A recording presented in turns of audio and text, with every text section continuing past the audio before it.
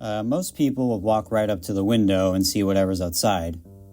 You could probably think that after what I just saw, or didn't see, it'd be better to grab the shotgun or run upstairs to my room, lock myself inside like a trapped animal, hoping whatever's behind that window is just my imagination.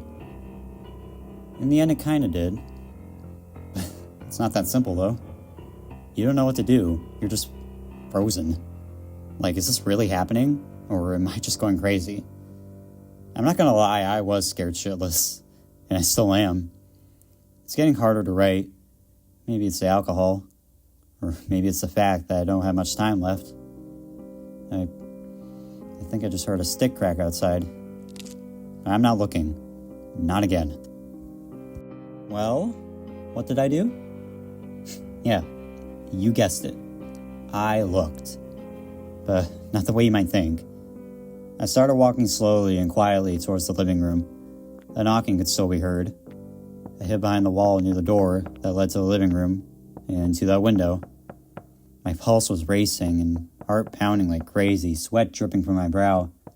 I hadn't even seen anything yet. Suddenly, the knocking stopped. No more knocking, just silence. That silence was eating me alive. You might wonder why I didn't run towards my shotgun, still lying on the couch. Well, I could've, but whatever is out there, I didn't want to see me going for it. But I gathered the last pieces of courage I had left and slowly peeked from behind the corner, just enough to glimpse the window. But before I could even see anything, suddenly the light bulb shattered, plunging the room into complete darkness. Then came the sound of someone, or something, running away. I yelled and stumbled back. I almost fell. Breathing heavily, I stared into the darkened kitchen. I could barely see anything except the faint glow of moonlight cutting through the shadows.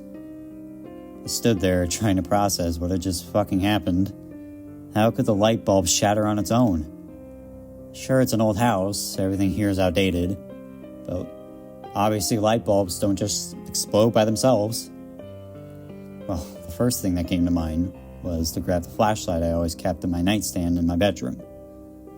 But first, I quickly headed to the living room and grabbed my shotgun. Feeling the cold steel in my palms gave me a small sense of security. If there was still something out there, at least I had a way to defend myself. I headed upstairs to my bedroom and turned the lights on. Grabbing the flashlight from my nightstand, luckily it worked, I placed a shotgun on the bed and moved towards the window overlooking the garden. This time I did not hesitate. I opened it and pointed the light downward and saw my back door wide open. My heart stopped and my breath caught in my throat.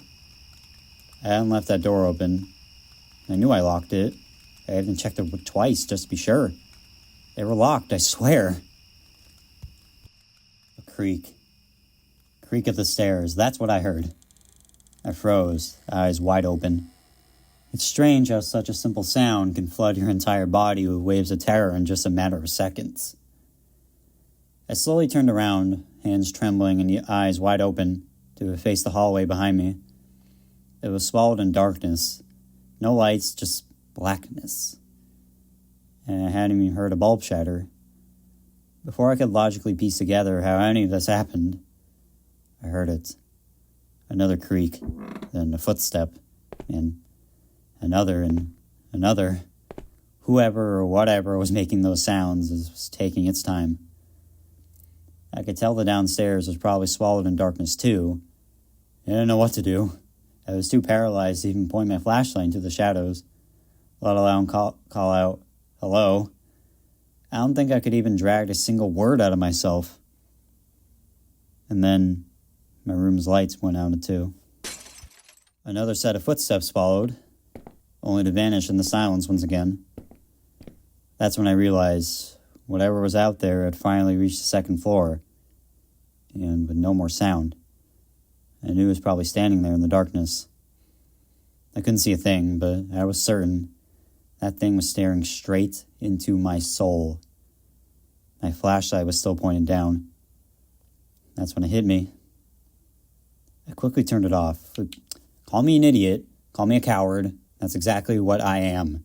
But there was no way I was going to look at whatever was waiting for me in the dark. Just as I turned off the light, without warning, I heard it. The sound of something running towards my room. Instinct took over. I charged towards the door, and just as I was probably too close, I slammed it shut and locked as fast as I could. A massive crash slammed against the other side. I pressed my back to the door, bracing myself in case it tried to break in. But to my surprise, and maybe my luck, it didn't. When I was closing the door, I couldn't quite see what was out there, but in the split second before it shut, just a glimpse from the corner of my eye, I saw a small figure, like a child on all fours. For a moment there was silence. As someone who saw horrors during my teenage years, I would have expected it to try breaking down the door. Sure, that thing was small, but the door wasn't in the best condition either. And if it really tried, it might just succeed. Who knows? Nothing. No scratching, no knocking, not even breathing. I almost would have welcomed the knocking, just to drown out this dreadful silence.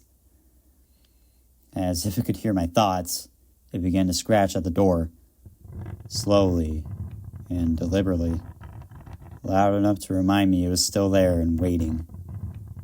Each sound sent shivers down my spine, and then I saw it as I turned my light on towards the bed. My salvation. The shotgun, still lying on the bed. Should have grabbed it earlier. Just then, the scratching stopped, and it caught me off guard. I pressed my ear against the door, but I heard nothing. Was it still there? Did it leave?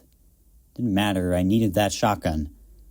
I hurried to the bed and grabbed it and let out a small sigh of relief. But that relief vanished in an instant, as I heard the door behind me slowly begin to open. And now, as I write this, I realize every time a flicker of hope appeared, it was torn away by unimaginable dread, as if they knew, as if these things were toying with us, with me, with my emotions, waiting until just the right moment to strike. I continued to stand still.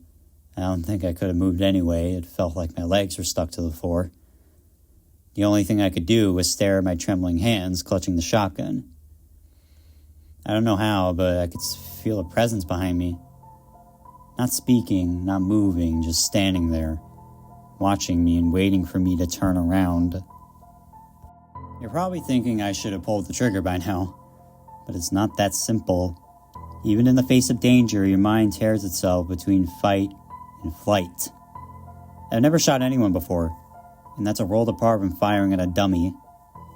But whatever was behind me was clearly feasting on my fear.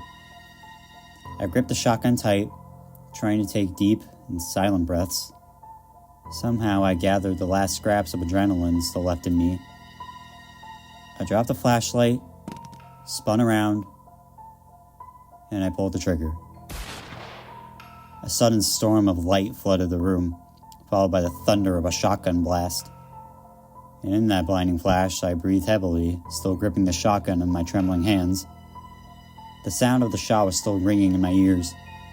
I lowered the weapon and looked towards the body, where the body should have been, but I couldn't see anything. Slowly, I reached down, searching the floor for my flashlight. After a few seconds, I felt it. I grabbed it, clicked it on, and pointed the beam towards the spot where I thought the body would be. And then I saw it. Saw her. Amanda. Lying on the ground in a pool of her own blood, her pajamas soaked and smeared with something that looked like dirt. I stepped closer, carefully, flashlight in one hand, shotgun in the other. She didn't move. She just laid there. Her eyes were fucking eyes. No, they weren't eyes. Just two empty black holes. No pupils. Her teeth. Fucking hell, she was different. Small, some missing, but the ones still there, they were sharp. Animal sharp. Her hair was a matted mess, and her limbs were twisted unnaturally, each finger tipped with filthy broken nails, and her tongue was gone. I still got the image in my head and won't let go. My body couldn't handle it anymore. I dropped the shotgun, stumbled back slightly, and then everything went dark. I lost consciousness and collapsed to the floor. I won't ever forget that night. Not ever. Though, soon enough, I'll probably forget everything else. The most intimidating part wasn't that happened, but what came after. And God, if only I realized sooner. All those little hints she gave me. I don't know if anything would have changed, but maybe I could have been more prepared. Warned everybody. I don't even know when I woke up. But when I slowly opened my eyes, I was blinded by sunlight. I groaned and tried to sit up, but my whole body, especially my head, ached.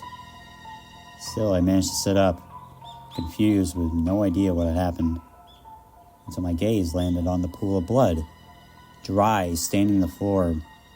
Blood, but no body. And everything came rushing back to me at the speed of light. For a moment, I thought maybe it had all been a dream, and honestly, maybe I could have believed that. I could have told myself I drank too much yesterday, even though I didn't drink at all. I blamed it on sleepwalking. Said I fell and hit my head. I know how absurd that sounds, but accepting that everything that happened was real, and not just a nightmare, I couldn't do it. But that thought faded away as I weakly stepped out of the room. Then I remembered the scratching. I turned back and closed the door, and that's when I saw them. Claw marks. Small, but unmistakable. They were still there. What scared me the most wasn't the marks, but what was written by them. One word. Leave. At first I didn't know what to think, but now I understand. She wasn't trying to hurt me. She was warning me. The knocking on the window, the hallucination she tried to tell me that this wasn't people, the fact she could have struck when my back was turned and didn't. And when I closed the door behind her, she left one final warning because she wasn't able to speak. Leave. I understand what it means, and I should have listened because the nightmare wasn't over. It hadn't even begun, and she tried to warn me. It's funny how everything starts to make sense only after the disaster strikes. With my shotgun and flashlight in hand, I headed downstairs and looked around. The whole house was now flooded with sunlight, everything appearing just as it was before, except for one thing. The back door was closed. And even with sunlight flooding all around me and a shotgun gripped tight in my hand, I could feel it again, that now familiar sense of unease. Even with the sunlight, I felt only slightly more confident. I set the flashlight into my pocket, gripped the shotgun with both hands, and made my way towards the garden door. As my hand reached the handle, I pulled it open, quickly raised the shotgun, and, with my foot, nudged the door open just slightly. And there it was. My garden. Normal, small, and yet beautiful. I wandered through it, unsure of what I was even looking for. Maybe I just needed to be certain that everything was fine. And for a while, it was. Until the moment I saw them. Small tracks, right by the window. They looked human. Small. You don't need to study rocket science to figure it out. They were Amanda's tracks. God, every time I even think about her name, I feel sad, angry, like maybe if I wasn't such a fucking coward, it wouldn't have ended like this. Something moved in the bushes as I'm writing this. I think they want me to know they're out there. The light outside, the last thing keeping me alive, is slowly yet quickly fading, barely lighting the area anymore. I have to finish this. I don't have much time. Amanda's tracks weren't the only ones I noticed. Hers led towards the door. But in the more overgrown parts of the garden, I saw them, faint and barely visible. Another set of prints. They didn't start from within the garden. They came from outside, straight to the window where Amanda had stood. At first, I wasn't sure if they were human, but now I know they weren't. They were too big, too heavy, more animal than anything else. A fresh wave of fear gripped me. If those tracks were real, then that means there were more than one. Maybe not just in the garden, maybe inside the house. Later, though, I began to piece things together. She was there to warn me. Warn me from what? I had no idea back then. Maybe it was something connected to the tracks. But even then, I couldn't wrap my head around it. If she truly wanted to help me, then why? Why would she shatter my lights? Why would she run? Why would she leave me like that? Alone, scared, and in the dark. Even now, I hadn't fully wrapped my head around it. I have a theory. She was there to warn me. She knocked on the window just to get my attention. But that thing outside, it didn't like that. It ran towards her. She noticed, and maybe, just maybe, she didn't want that thing to see me. So she covered my house in darkness. Then she escaped and entered my house so she could warn me there. I'm not entirely convinced. Believe what you want, but it's the only explanation I've got. Staying in the garden didn't feel right, so I went back into the house, but I couldn't help myself. I glanced towards the woods. Back then, the peaceful view had shifted into something else, like staring into a pit of dread. The trees stood tall and overgrown, their shadows blanketed whatever might be hiding underneath. And now, looking back, I think I was being watched, probably stared at the whole time. I figured I'd just walk in, make myself a coffee, and figure out what to do next.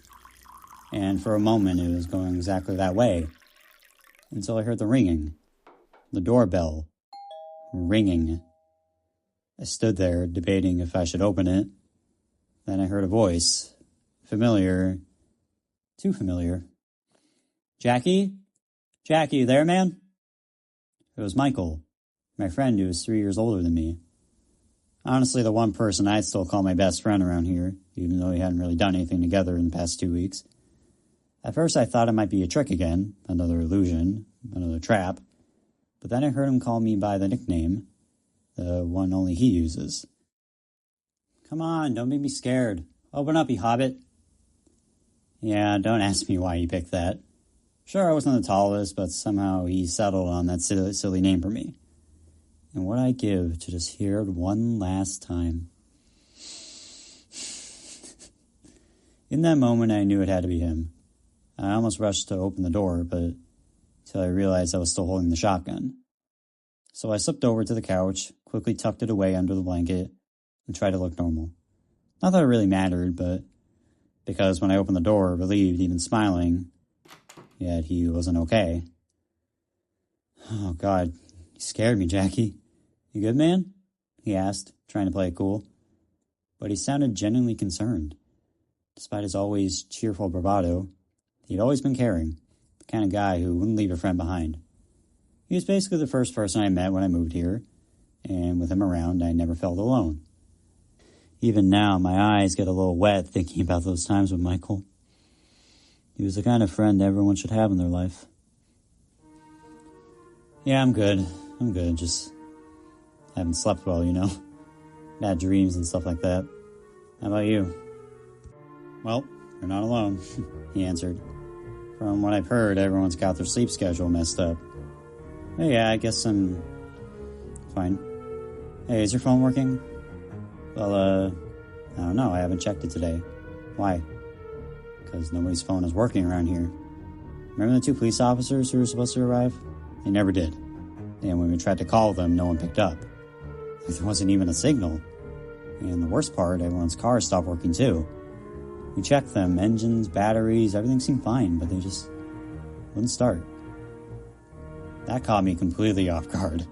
Those 2 police officers last night, they weren't them. I thought to myself, me and Michael tried both my phone and my car, but neither of them was working. My car was basically the only thing that didn't feel outdated, though it had seen better days too. And yet it stopped working. No issues with the battery, nothing, just dead. Michael took me to another part of the village, where dozens of people had already gathered. From the looks of it, and the air itself, it wasn't good.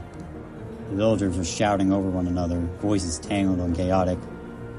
I could barely make out a single word, but one thing was clear. They were scared. I'm surprised nobody mentioned the shooting sound from my shotgun, though. Sometimes, through the chaos, I caught scattered voices. Have you seen him? Where is he? I saw something in my house. Were other people going missing? And they seen what I did, I asked myself, unsettled. And that's when a woman stepped forward and shouted loud enough to cut through every conversation. Everyone stopped mid-sentence. The woman was Valeria, 25, young, pretty, and stubborn as hell. I always wanted to ask her out. Maybe a date, maybe just coffee, but I never did. Alright, I know you're all scared. Something is happening here. You're not alone, and I'm scared too. But we can't let fear take over. We have to think rationally. Even without cars, I have an idea. If you got a bike, grab a few essentials and come with me. We'll try to reach the nearest police station. I know it sounds stupid, but what else can we do? The villagers looked at one another, murmuring quietly before nodding in agreement. They realized this was probably the best option. A few people stepped forward to join her. One was Peter, the nearby food store shopkeeper. Another was Elizabeth, who always sold homemade vests. And then there's Patrick, a guy I honestly can't tell you much about. Michael only had a car, and I had a bike that probably wouldn't survive the first 3 miles, and of course the dead fucking car. So it was settled. They would head to the police station themselves, while the rest of us stayed behind, waiting in our homes. It was strange though. Cars or phones can stop working, sure, but not all of them at the same time. We were basically trapped here, no way out, no connection to the outside world, surrounded by woods, with no idea that later we wouldn't be alone any longer.